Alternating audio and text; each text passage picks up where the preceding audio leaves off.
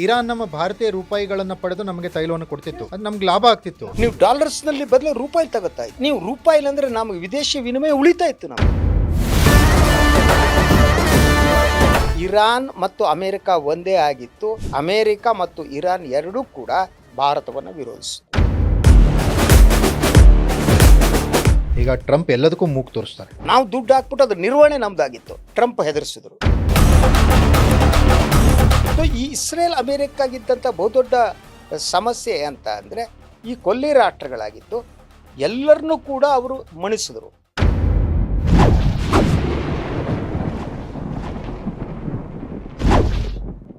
Ladies and gentleman, ಯಾವ ಯುದ್ಧದಿಂದ ಕೂಡ ಪ್ರಪಂಚದಲ್ಲಿ ಅಭಿವೃದ್ಧಿ ಸಾಧ್ಯ ಇಲ್ಲ. ಯುದ್ಧ ವಿನಾಶಕ್ಕೆ ದಾರಿಯಾಗುತ್ತೆ ಅಂತಾರೆ. ಆದರೆ ದೇಶದಲ್ಲಿ ವಿಶ್ವ ಯುದ್ಧದ ಕಾರ್ಮೋಡ ಕವಿತಾ ಇದೆ.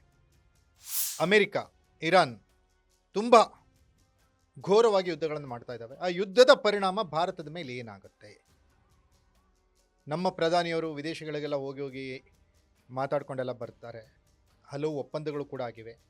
ಅದಾದ ನಂತರ ಅಮೆರಿಕ ಪ್ರೇರಿತವಾದಂಥ ಈ ಒಂದು ಯುದ್ಧ, ಈ ಯುದ್ಧದಿಂದ ನಮ್ಮ ದೇಶದ ಮೇಲಾಗುವ ಪರಿಣಾಮಗಳು, ಈ ವಿಷಯವಾಗಿ ವಿಶ್ಲೇಷಣೆ ಮತ್ತು ಚರ್ಚೆನ ಮಾಡಲಿಕ್ಕೆ ಖ್ಯಾತ ಪತ್ರಕರ್ತರಾದಂಥ ಸನ್ಮಾನ್ಯ ಶ್ರೀ ಶಶಿಧರ್ ಭಟ್ ಅವರು ನಮ್ಮ ಜೊತೆ ಇದ್ದಾರೆ. ಬನ್ನಿ, ಅವ್ರನ್ನ ಕಾರ್ಯಕ್ರಮಕ್ಕೆ ಸ್ವಾಗತಿಸೋಣ. ಸರ್ ನಮಸ್ತೆ, ಕಾರ್ಯಕ್ರಮಕ್ಕೆ ಸ್ವಾಗತ. ಸರ್, ಎಸ್ ಸರ್, ಈಗ ಇದೊಂದು ಒಳ್ಳೆಯ ಸುದ್ದಿ ಅಂತೂ ಅಲ್ಲ. ಯುದ್ಧ ಅನ್ನೋದು ಒಂದು ರೀತಿ ರಕ್ತಪಾತ, ಸಾವು, ಮೃತ್ಯು, ಈ ಥರದ್ದು ಬೆಂಕಿ. ಶಾಂತಿಯಿಂದ ಇರಬೇಕು ಅನ್ನುವಂಥ ಮನುಷ್ಯರೀಗ ಯುದ್ಧದ ಹಿಂದೆ ಬಿದ್ದಿದ್ದಾರೆ. ಈ ಯುದ್ಧದಿಂದ ಸರ್ ಭಾರತದ ಮೇಲೆ ಏನು ಪರಿಣಾಮ ಅನ್ನೋದ್ರ ಬಗ್ಗೆ ಮಾತಾಡೋಣ.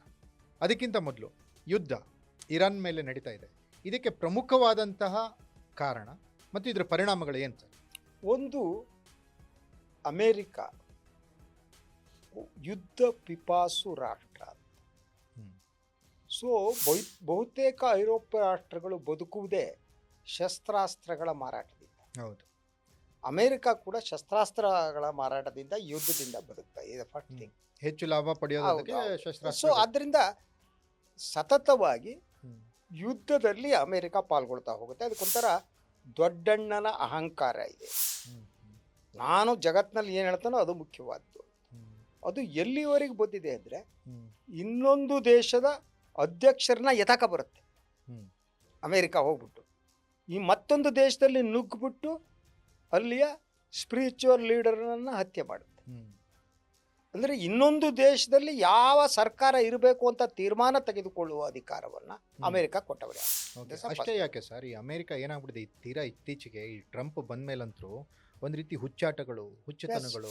ನಮ್ಮ ದೇಶ ಭಾರತ ಕೂಡ ಯಾವ ದೇಶದಿಂದ ಏನೇನು ಖರೀದಿ ಮಾಡುತ್ತೆ ಅನ್ನೋ ದಿನಸಿ ಲಿಸ್ಟ್ ಥರ ಅವ್ರು ಲಿಸ್ಟ್ ಮಾಡೋಕ್ಕೆ ಶುರು ಮಾಡಿದ್ದಾರೆ. ಅದನ್ನೇ ನೋಡಿದ್ದೆ ಸರ್. ಇದನ್ನು ಎಲ್ಲಿವರೆಗೆ ಅಂದರೆ, ಈಗ ವೆನಿಜುಲಾದಿಂದ ಅಧ್ಯಕ್ಷರೇ ತಗೊಬಂದು, ಹೌದು ಆಯಿತಾ, ಇರಾನ್ನಲ್ಲಿ ಅವರ ಸ್ಪಿರಿಚುವಲ್ ಲೀಡರ್ನ, ಸುಪ್ರೀಂ ಲೀಡರ್ನ ಕೊಂದ್ರು. ನಾಳೆ ಇನ್ನೊಂದು ದೇಶ ಆಗಲ್ಲ ಅಂದರೆ ಅಲ್ಲಿ ಮಾಡಲ್ಲ ಅಂತ ಯಾಕೆ ಗ್ಯಾರಂಟಿ? ಸೊ ಭಾರತದಂತಹ ತೃತೀಯ ಜಗತ್ತಿನ ರಾಷ್ಟ್ರಗಳೇನಿವೆ, ಆ ರಾಷ್ಟ್ರಗಳ ಮೇಲೂ ಟ್ರಂಪ್ ಇಂತಹ ಕೆಲಸ ಮಾಡಬಹುದು ಅಂತ ಅನಿಸ್ಬೇಕಲ್ವ ನಾವು? ಇದನ್ನು ಕೇವಲ ಯಹೂದಿ ಮುಸ್ಲಿಮರ ಜಗಳವನ್ನು ಹಾಗೆ ನೋಡೋದಲ್ಲ, ಅದಕ್ಕೂ ಮೀರಿದ ಸಾಮ್ರಾಜ್ಯಶಾಹಿ ಮನಸ್ಥಿತಿ ಅಲ್ವಾ? ಅದರ ಜೊತೆಗೆ ನಾವು ಈ ಭಾರತದ ಪರಿಣಾಮದ ಬಗ್ಗೆ ತಾವು ಪ್ರಸ್ತಾಪ ಹೌದು. ಒಂದು, ಈ ಯುದ್ಧ ಇನ್ನೂ 1 ವಾರ 15 ದಿವಸ ಮುಂದುವರೆದ್ರೆ ತೈಲದ ಸಮಸ್ಯೆ ಪ್ರಾರಂಭ ಆಗುತ್ತೆ. ಈಗಾಗಲೇ ಇವತ್ತು ಬಂದ ವರದಿಗಳ ಪ್ರಕಾರ 2 ತೈಲದ ಹಡಗುಗಳನ್ನು ಹೊಡೆದಾಕಲಾಗಿದೆ. ಹೌದು. ಸೊ ಅದರ ಜೊತೆಗೆ ಇರಾನದ ಪಕ್ಕ ಸಮುದ್ರ ಬಹಳ ಮುಖ್ಯವಾದ್ದು. ಅಲ್ಲಿ ತೈಲದ ಹಡಗುಗಳನ್ನು ಬರುವುದಕ್ಕೆ ತಡೆ ಒಡ್ಡಬಹುದು. ಆದ್ದರಿಂದ ಪ್ರತಿ ಬ್ಯಾರಲ್ ತೈಲದ ಬೆಲೆ $100 ಹೋದರೂ ಅಚ್ಚರಿ ಪಡಬೇಕಾಗಿಲ್ಲ. ಅದು ನಿಮ್ಮ ಮೇಲೆ ಪರಿಣಾಮ ಬೀರುತ್ತೆ. ಹೌದು, ನಾವು ದಿನಕ್ಕೊಂದು 2 ಲೀಟರ್ ಹಾಕಬೇಕಾದವರು. ಸೊ ಈಗೇನು $200 ಕೊಡ್ತೀವಿ, $500 ಕೊಡೋ ಸ್ಥಿತಿ ಬರ್ಬೋದು. That's the first thing, that's the first problem. Share market. Second, ಅಂತಾರಾಷ್ಟ್ರೀಯ ವ್ಯವಹಾರದಲ್ಲಿ ಭಾರತದ ವಿದೇಶಾಂಗ ನೀತಿ ಇದೆಯಲ್ಲ, ಆ ವಿದೇಶಾಂಗ ನೀತಿಯನ್ನು ಭಾರತ ರೂಪಿಸುತ್ತೋ ಟ್ರಂಪ್ ರೂಪಿಸ್ತಾರೋ ಅನ್ನೋ ಪ್ರಶ್ನೆ. ಹೌದು. ಯಾಕೆಂದ್ರೆ ನೀವು ನೋಡ್ತಾ ಹೋಗಿ, ಪಾಕಿಸ್ತಾನ ಭಾರತ ಯುದ್ಧದ ನಂತರ ಭಾರತದ ಬೆಳವಣಿಗೆಗಳ ಬಗ್ಗೆ ಎಲ್ಲ ಹೇಳಿಕೆ ಕೊಡ್ತಿರೋ ಟ್ರಂಪ್. ಆ ಯುದ್ಧ ನಾನು ನಿಲ್ಸಿದ್ದೀನಿ ಅಂತಾರೆ, ನಾವು ಸುಮ್ಮನೆ ಕೂತಿರ್ತೀವಿ. ಅಲ್ಲೇನೋ ಹೀಗೆ ಮಾಡಿದಿ ಅಂತಾರೆ, ನಾವು ಸುಮ್ಮನೆ ಕೂತಿರ್ತೀವಿ. ಭಾರತದ ದ ಟ್ಯಾರಿಫ್ ಏನಿದೆ, ವ್ಯಾಪಾರ ಒಪ್ಪಂದ ಇದೆ, ಅದಕ್ಕೆ ಸಂಬಂಧಪಟ್ಟಾಗ ಅವ್ರು ಹೇಳಿಕೆ ಕೊಡ್ತಾರೆ. ಭಾರತದಲ್ಲಿ ಹೀಗೆ ಮಾಡ್ತೀರಿ ಅಂತ. ಅಂದ್ರೆ ಪೆಟ್ರೋಲ್ ತಗೊಳ್ಬೇಕಂತ ಅವ್ರು ಹೇಳ್ತಾರೆ. ಸಂಪೂರ್ಣ ರಷ್ಯಾದ ಜೊತೆ ನಾವು $40 ತಗೋತಾ ಇದ್ವಿ. ಅದನ್ನು ಬಂದ್ ಮಾಡಿಸಿದ್ರು. ಹ್ಮ್. ಇದು ಇರಾನ್ ನಮಗೆ ಭಾಳ ಹತ್ತಿರದ ರಾಷ್ಟ್ರ ಹ್ಮ್. ಆಗಿತ್ತು. ಯಾಕೆಂದ್ರೆ ಇಲ್ಲಿರುವ ಜಗಳದಲ್ಲಿ ಭಾಳ ಜನರಿಗೆ ಅರ್ಥ ಆಗಲ್ಲ. ಹ್ಮ್. ಇಸ್ಲಾಮಿಕ್ ವರ್ಲ್ಡ್ನಲ್ಲಿ ಹ್ಮ್. ಶಿಯಾ ಮತ್ತು ಸುನ್ನಿ ಜಗಳ ಇದೆ. ಆ ವಿಚಾರಕ್ಕೆ ಬರ್ತೀನಿ. ಈಗ ಪೆಟ್ರೋಲ್ ಅಂತ ಒಂದು ಮಾತಾಡ್ತಿದ್ವಿ, ಇರಾನ್ ಮತ್ತು ಭಾರತದ ಸಂಬಂಧದ ಬಗ್ಗೆ ಮಾತಾಡ್ತಾ ಇದೀವಿ. ಇರಾನ್ ನಮ್ಮ ಭಾರತೀಯ ರೂಪಾಯಿಗಳನ್ನ ಪಡೆದು ನಮಗೆ ತೈಲವನ್ನು ಕೊಡ್ತಿತ್ತು. ಎಸ್, ಕೊಡ್ತಾ ಇತ್ತು. ಅದು ನಮ್ಗೆ ಲಾಭ ಆಗ್ತಿತ್ತು. ಲಾಭ. ನೀವು ರೂಪಾಯಿ ಅಂದ್ರೆ ನಮಗೆ ವಿದೇಶಿ ವಿನಿಮಯ ಉಳಿತಾ ಇತ್ತು ನಮ್ಗೆ. ಹೌದು, ನೀವು ಹೌದು. ಡಾಲರ್ಸ್ ನಲ್ಲಿ ಬದಲು ರೂಪಾಯಿ ತಗೋತಾ ಇತ್ತು. ಹ್ಮ್. ಅದರ ಜೊತೆಗೆ Persian culture, hmm. It is so close to Indian culture. ಹೌದು. ಅದ್ರ ಅದ್ರಲ್ಲೂ ದಕ್ಷಿಣ ಜೊತೆಗೆ ಭಾರತಕ್ಕೂ ಇನ್ನೊಂದು ಮತ್ತು- ಅರ್ಥ ಮಾಡ್ಕೋಬೇಕಾದ್ದು, ಏನು ಇರಾನ್ನ ಒಳಗಡೆ ಈ ಧಾರ್ಮಿಕ ಕ್ರಾಂತಿ ಏನಾಯ್ತಲ್ಲ 79ರಲ್ಲಿ, ಹ್ಮ್. ಅದಕ್ಕೂ ಮೊದಲು ಇರಾನ್ ಮತ್ತು ಅಮೆರಿಕ ಒಂದೇ ಆಗಿತ್ತು. ಹ್ಮ್. 65ರ ಯುದ್ಧ ಮತ್ತು 71ರ ಯುದ್ಧದಲ್ಲಿ ಹ್ಮ್. ಅಮೆರಿಕ ಮತ್ತು ಇರಾನ್ ಎರಡೂ ಕೂಡ ಹ್ಮ್. ಭಾರತವನ್ನು ವಿರೋಧಿಸಿದ್ರು. ಹೌದು. The first thing. ಹ್ಮ್. ಯಾವಾಗ 79ರಲ್ಲಿ ಅಲ್ಲಿಯ ಅರಸ ಶಾ ಹ್ಮ್. ಏನಿದ್ದಾರೆ ಅವರನ್ನ ಹತ್ಯೆ ಕ್ರಾಂತಿ ಆಗುತ್ತೆ, ಇಸ್ಲಾಮಿಕ್ ರೆವಲ್ಯೂಷನ್ ಆಗುತ್ತೆ. ಹ್ಮ್. ಅದಕ್ಕೆ ಬಂದಂಥ ಈ ಕೊಮೈನಿ 89ರಲ್ಲಿ ಅಧಿಕಾರ ವಹಿಸ್ಕೋತಾರೆ. 71ರಲ್ಲಿ ಇನ್ನೊಬ್ಬರು ಕೊಮೈನಿ ಇದ್ದಿರ್ತಾರೆ. ಹ್ಮ್. ಆ 89ರ ನಂತರ ಅವರು ಭಾರತ ಸ್ನೇಹಿ ವಿದೇಶಾಂಗ ನೀತಿಯನ್ನು ಅನುಸರಿಸ್ತಾ ಬಂದರು. ಹ್ಮ್. ಪಾಕಿಸ್ತಾನ ಮತ್ತು ಇದರ ಜಗಳ ಇತ್ತು ಇರಾನ್ಗೆ. ಹ್ಮ್. ಆ ಕಾರಣಕ್ಕೆ ಭಾರತದ ಜೊತೆ ನಿಂತಿತ್ತು ಅದು. ಹ್ಮ್. ಸೊ ಆ ಬೆಳೀತಾ ಬೆಳೀತಾ ನಾವು ಚಾಬಾರ್ ಫೋರ್ಟ್ ಅನ್ನು ಮಾಡಿದ್ವಿ. ಅತ್ಯದ್ಭುತವಾದ ಫೋರ್ಟ್ ಅದು. ಹ್ಮ್. ಟ್ರಂಪ್ ಹೆದರಿಸಿ ಅದು ನಿಲ್ಲಿಸ್ಬಿಟ್ಟ. ನಮ್ಮ 56 ಇಂಚ್ ನಡುಗಕ್ಕೆ ಶುರುವಾಗೋಯ್ತು. ಇದೆ. ಚಾಬಾರ್ ಯಾಕೆಂದ್ರೆ ಅಲ್ಲ, 56 ಇಂಚ್ ಇದೆ. ಅದೇ ಹಾ. ಈ ಚಾಬಾರ್ ಹತ್ತಿರನೇ 70 ಕಿಲೋಮೀಟರ್ ಒಳಗಡೆ ಗ್ವಾದಾರ್ ಫೋರ್ಟ್ ಬರುತ್ತೆ ಪಾಕಿಸ್ತಾನದ. ಆ ಗ್ವಾದಾರ್ ಫೋರ್ಟ್ ಅನ್ನ ಪಾಕಿಸ್ತಾನ ಮತ್ತು ಚೀನಾ ಸೇರಿ ಕಟ್ಟಿರೋದು. ಅದಕ್ಕೆ ಪ್ರತಿಯಾಗಿ ನಾವು ಚಾಬಾರ್ ಸ್ಟಾರ್ಟ್ ಮಾಡಿದ್ವಿ. ಈ ಚಾಬಾರ್ ಮೂಲಕ ನಮ್ಮ ಇಡೀ ವಿದೇಶ ವ್ಯವಹಾರ ಇದೆಯಲ್ಲ ಐರೋಪ್ಯ ರಾಷ್ಟ್ರಗಳಿಗೆಲ್ಲ ಆ ಫೋರ್ಟ್ ಮುಖ್ಯ ಆಗಿತ್ತು. ನಾವು ದುಡ್ಡು ಹಾಕ್ಬಿಟ್ಟು ಅದ್ರ ನಿರ್ವಹಣೆ ನಮ್ದಾಗಿತ್ತು. ಟ್ರಂಪ್ ಹೆದರಿಸಿದ್ರು. ಅಲ್ಲ ಸರ್, ಈಗ ಬಹು ಪ್ರಮುಖವಾದಂಥ ಪ್ರಶ್ನೆ. ಈಗ ಟ್ರಂಪ್ ಎಲ್ಲದಕ್ಕೂ ಮೂಗು ತೋರಿಸ್ತಾರೆ. ಓಕೆ, ಎಲ್ಲದೂ ಅವ್ರ ಮೂಗಿನ ನೇರನಲ್ಲೇ ನಡಿಬೇಕು ಅಂತಾರೆ. ಈಗ ಸುನ್ನಿ ಮತ್ತು ಶಿಯಾ ಇವ್ರ ಮಧ್ಯದಲ್ಲಿ ಮೂಗು ತೋರ್ಸಕ್ಕೆ ಟ್ರಂಪ್ಗೇನು? ಒಂದು ಇಡೀ ಅಮೆರಿಕಾದ ರಾಜಕಾರಣ ಇದೆಯಲ್ಲ, ಅದು ಗಲ್ಫ್ ತೈಲದ ಮೇಲೆ ನಿಂತಿದ್ದು ಅಂತ. ನೀವು ಇಡೀ ಗಲ್ಫ್ನಲ್ಲಿ ನಡೆದ ಎಲ್ಲ ಯುದ್ಧಗಳ ಹಿಂದೆ ಇದ್ದದ್ದು ಅಮೆರಿಕ ಅಲ್ವಾ? ಇರಾನ್ ಯುದ್ಧ ಇದಕ್ಕಿದ್ದಾಗೆ ಇರಾಕ್ನಲ್ಲಿ ಸದ್ದಾಂ ಹುಸೇನ್ ಆಗಿದೆ ಹೀಗಿದೆ ಅಂತೇಳಿ ಅವನು ಉರುಳಿಸಿ ಕೊಂದಾಕ್ತು ಅಮೆರಿಕ. ನೋಡಿದ್ರೆ ಏನೂ ಇರಲಿಲ್ಲ. ಹೀಗೆ ಇಡೀ ಕೊಲ್ಲಿ ರಾಷ್ಟ್ರಗಳಲ್ಲಿ ತೈಲ ಇರುವುದರಿಂದ ಅದನ್ನ ರಾಜಕೀಯ ನಿಯಂತ್ರಣವನ್ನು ಪಡಿತಾ ಹೋಯ್ತು. ಈಗ ಬಹುತೇಕ 5-6 ಕೊಲ್ಲಿ ರಾಷ್ಟ್ರಗಳಲ್ಲಿ ಅಮೆರಿಕದ ಸೇನಾ ಇದೆ. ಕತಾರ್ನಲ್ಲಿದೆ, ಸೌದಿ ಅರೇಬಿಯಾದಲ್ಲಿದೆ, ಒಮಾನ್ನಲ್ಲಿ, ಎಲ್ಲ ಕಡೆ ಇದೆ. ಸೊ ಇಂತಹ ಸಿಚುವೇಶನ್ನಲ್ಲಿ ಇಸ್ರೇಲ್ ಇದೆಯಲ್ಲ, ಇಸ್ರೇಲು ಅಮೆರಿಕ ಬೇರೆ ಅಲ್ಲ. ಇಸ್ರೇಲ್ ಅಮೆರಿಕ ಒಂದೇ. ಅಮೆರಿಕವನ್ನ ನಿಯಂತ್ರಿಸ್ತಾ ಇರೋದೇ ಯಹೂದಿಗಳು ಅಲ್ವಾ? ಸೊ ಈ ಇಸ್ರೇಲ್ ಅಮೆರಿಕಾಗಿದ್ದಂಥ ಬಹುದೊಡ್ಡ ಸಮಸ್ಯೆ ಅಂತ ಅಂದರೆ ಈ ಕೊಲ್ಲಿ ರಾಷ್ಟ್ರಗಳಾಗಿದ್ದು ಎಲ್ಲರನ್ನೂ ಕೂಡ ಅವರು ಮಣಿಸಿದ್ರು, ಇರಾನನ್ನು ಮಣಿಸಲಿಲ್ಲ. ಸೊ ಸೌದಿ ಅರೇಬಿಯಾ ಇರಲಿ, ಟರ್ಕಿ ಇರಲಿ, ಈ UAE ಅಂತೂ ಅತಿ ಹತ್ರ ಇಸ್ರೇಲಿಗೆ. ಅವರು ಇಂಡಿಯಾದ ಪ್ರಧಾನಿ ಅಂತ ಹೋಗಿ ತಲೆ ಬಗ್ಸಿ ನಿಂತ್ಕೊಂಡ್ರು. ಆದರೆ ತಲೆ ಎತ್ತಿ ನಿಂತಿದ್ದು ಇರಾನ್ ಮಾತ್ರ. ಅದನ್ನು ಅಮೇರಿಕಾಕ್ಕೆ ಸಹಿಸಕ್ಕಾಗಿಲ್ಲ. ಇರಾನು ಒಂದು ಕಡೆ ಇಸ್ರೇಲ್ಗೆ ತಲೆ ಬಗ್ಸಲ್ಲ, ಇನ್ನೊಂದು ಕಡೆ ಅಮೇರಿಕಾಗೆ ತಲೆ ಬಗ್ಸಲ್ಲ. ಅದನ್ನ ಮುಗಿಸಕ್ ಹೌದು ಸರ್. ಈಗ ಚೈನಾ ಈಗ ಇಲ್ಲಿವರೆಗೂ ಸೈಲೆಂಟ್ ಆಗಿದೆ. ಅದೊಂದು ಪ್ರಬಲ ಏನೋ ವೆಪನ್ಸ್ ಇಟ್ಕೊಂಡಿರ್ತ ರಾಷ್ಟ್ರ. ಒಂದ್ ಕಡೆ ಅಮೆರಿಕ ಅಂದ್ರೆ ಮತ್ತೊಂದ್ ಕಡೆ ಚೈನಾ ಅಂತಾನೆ ಬಂದ್ಬಿಡುತ್ತೆ. ಈಗ ಚೈನಾ ಯಾವ ರೀತಿ ಮೂವ್ ಏನಾದ್ರೂ ಇದರಲ್ಲಿ ತಗೊಳ್ಬಹುದು? ಅದು ಬಹಳ ಮುಖ್ಯವಾದ್ದು ಅಂದ್ರೆ ನನಗನ್ಸೋ ಹಾಗೆ ಚೈನಾ ನೇರವಾಗಿ ಯುದ್ಧ ಪ್ರವೇಶ ಮಾಡಲ್ಲ. ಆದರೆ ಇರಾನ್ ಕೈಲಿರುವ ಶಸ್ತ್ರಾಸ್ತ್ರಗಳೇನಿವೆ ಬಹುತೇಕ ಅವು ಚೀನಾ ನಿರ್ಮಿತ ಮತ್ತು ರಷ್ಯಾ ಚೀನಾ ಬಾಳಿ ಅದು ಟೆಸ್ಟ್ ಕೂಡ ನಡೀತಾ ಇದೆ. ಸೊ ಎಚ್ಚರಿಕೆ ಕೊಟ್ಟಿದೆ. ಆದರೆ ಚೀನಾದ ಮನಸ್ಥಿತಿ ಇದೆಯಲ್ಲ, ಅದೊಂದು ವ್ಯಾಪಾರಿ ಮನಸ್ಥಿತಿ ಅಂತ. ಅದು ಲಾಭವನ್ನು ಬಿಟ್ಟು ಚೀನಾ ಯಾವ ಕೆಲಸನೂ ಮಾಡಲ್ಲ.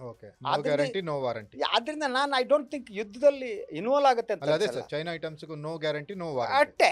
ಸೊ ಆದರೆ ಅವರ ಇಕ್ವಿಪ್ಮೆಂಟ್ ಈಗಾಗಲೇ ಚೀನಾದ ಡಿಫೆನ್ಸ್ ಸಿಸ್ಟಮ್ ಫೇಲ್ ಆಯ್ತಲ್ವ.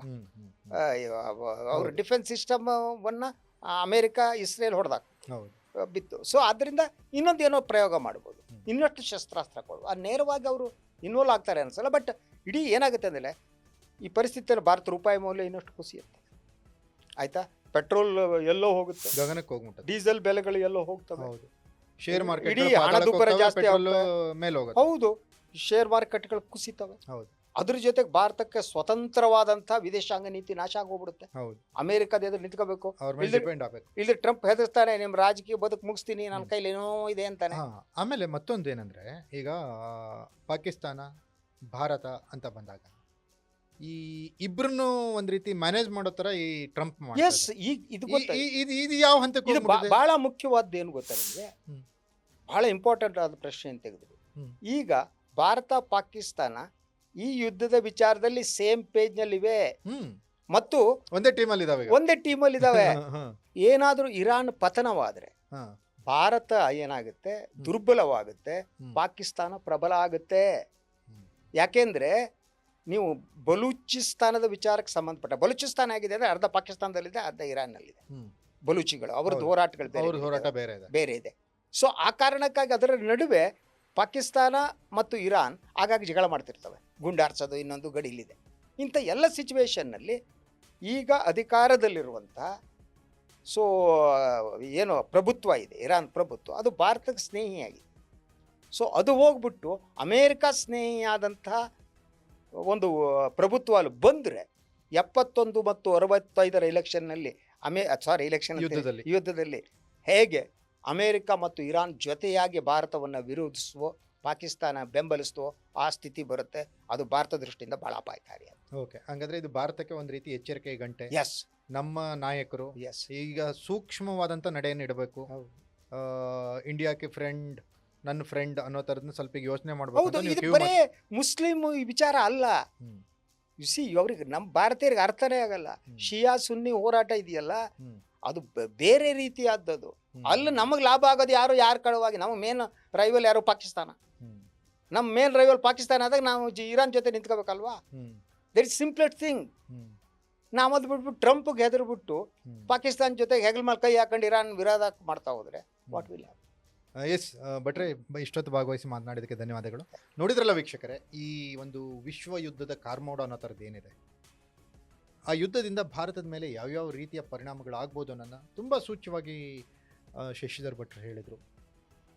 ಯುದ್ಧವನ್ನು ಯಾರೂ ಬೆಂಬಲಿಸಬಾರ್ದು, ಯುದ್ಧದಿಂದ ಯಾವುದೂ ಒಳ್ಳೆಯದಾಗಲ್ಲ ಅನ್ನೋದು ಬೇರೆ ಮಾತು. ಆದರೆ ಈ ರೀತಿಯ ಯುದ್ಧಗಳಾದಾಗ ರಾಜತಾಂತ್ರಿಕವಾಗಿ ಮತ್ತು ವಿದೇಶಾಂಗ ನೀತಿಯ ಮೇಲೆ ಮತ್ತು ಕೆಲವು ಆಮದು ರಫ್ತುಗಳ ಮೇಲೆ ಆಗುವಂತಹ ಪರಿಣಾಮಗಳು ನಮ್ಮ ಭಾರತಕ್ಕೆ ಹೊರೆಯಾಗೋದಂಥ ನಿಶ್ಚಿತ ಅನ್ನೋದು ಶಶಿಧರ್ ಭಟ್ ಅವರ ನಿಷ್ಠುರವಾದಂಥ ಮಾತು. ಇದಾಗಿತ್ತು ಹಿರಿಯ ಪತ್ರಕರ್ತ ಶಶಿಧರ್ ಭಟ್ ಅವರ ಜೊತೆಗಿನ ವಿಶೇಷ ಪಾಡ್ಕಾಸ್ಟ್. ನೆಲ ಜಲ ಭಾಷೆಗಾಗಿ ನೋಡ್ತಾ ಇರಿ ಫೋಕಸ್ ಟಿವಿ.